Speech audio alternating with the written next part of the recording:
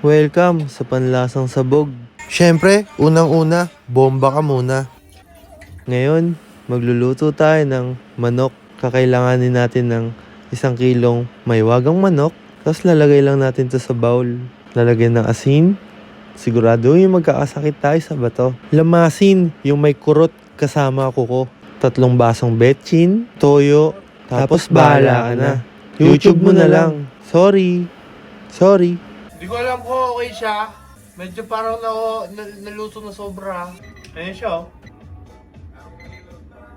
Hindi siya mo masarap, pero nakakabusog naman yan. Okay na yan. Oh. Hindi ako nagluto nito, yung masarap to. Tawag doon, tiwala. Tingnan natin. Alat. Naparami yung asin natin. Pero okay naman na siya. Ito naman talaga